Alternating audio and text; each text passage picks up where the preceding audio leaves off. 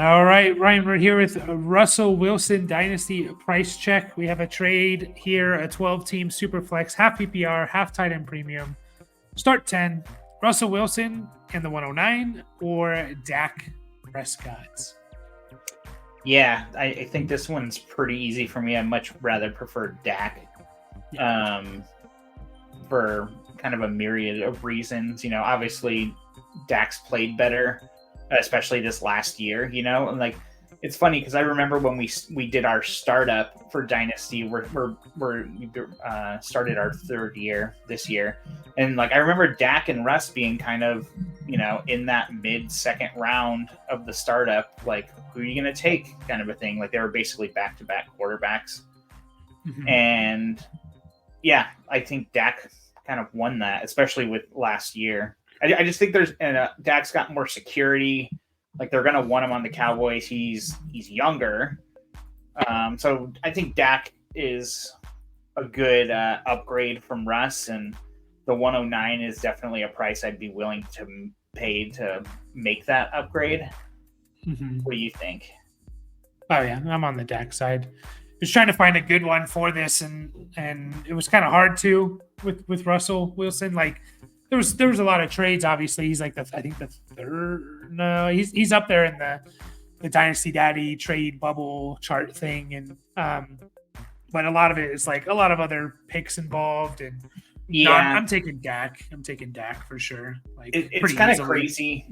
Yeah, so like we try and like find like straight up like Russ for this, like Russ only on one side I think is what you're alluding to. Yeah, and, or like Russ in a pick, and then it gets interesting with like other players involved.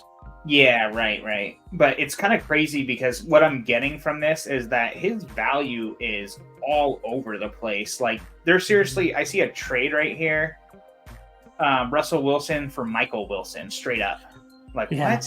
Like I would definitely take Russ on that side, mm-hmm. But then there's Russell Wilson for McLaurin. It's like, I'd still prefer the quarterback, even though I think one of the things you got to keep in mind with Russ too is like he has a semi-capable like backup that they also traded for in Justin Fields, so he can lose his job.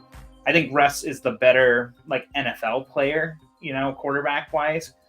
And so that will affect like, Fields' opportunity basically, or Russ's opportunity to keep his job. But yeah, it's kind of interesting. Like, and you see Russ for like the 202. I think I saw the 110 for him also. Mm-hmm. So his value is all over the place. That was kind of the point that I was trying to get at is you can see what you can get for Russ or see what you can sell him for. Oh yeah, here's Russ for the 108. These are all super flex team. This is a 10 team actually. Yeah. So yeah, his value is all over the place. I'm not paying a late first for Russ, but no.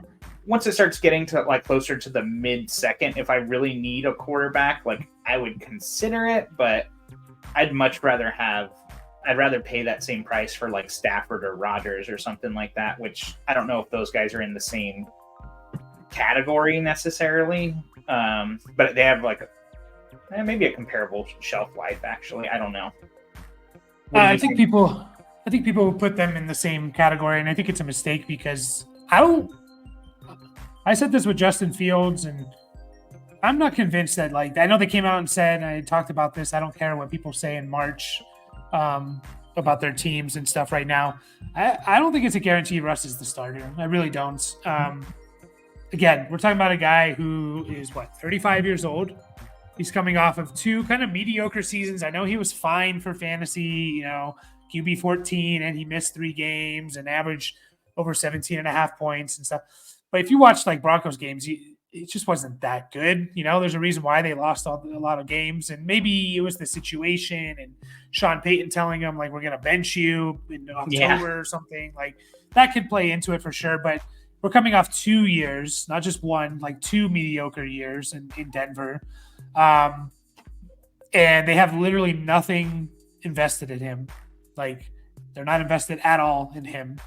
If Justin Fields just looks better, They're going to go with Justin Fields. I don't care what Yeah. anyone says. Like, and there's a chance. And we're talking about Justin Fields, who has his own problems as a quarterback and stuff. So it's not, if I had to put money on it, like I had to, and it was just even, no odds or whatever. I would put it on Russ, but I'm not going to be surprised if like come September or August, we're hearing that Justin Fields is going to be looking good. It's going to be the starter. So. Yeah, I wouldn't put them in the same boat as like I know Rodgers and Stafford are going to start for their team without an injury and stuff. So, what I would trade, I think mid to late second's fine. Maybe. Yeah, I think that's fine if you do need like a third quarterback to kind of shore up your QB room. But yeah, if anyone's offering me any first 26, 27, whenever those become available, yeah, I'm taking it. So for Russ. For sure.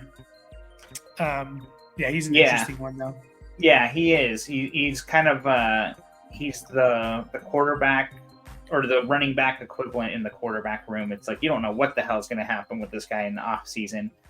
Yeah, and I think it's kind of important, like what you said about like not trusting what people say in March necessarily, but also that they do got Justin Fields. Like they're not paying Russ anything, so they're not like tied to him. I think what probably makes the most sense is that he is the starter for at least the beginning of the year.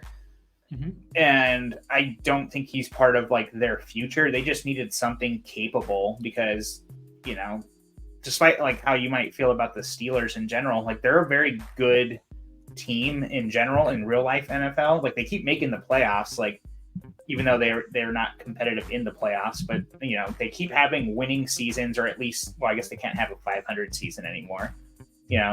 Like Mike Tomlin's a great coach. Like, obviously, like, their defense is on point. And so it's like, yeah, I think getting Russ there is a very smart NFL move, especially because, like, he didn't cost anything.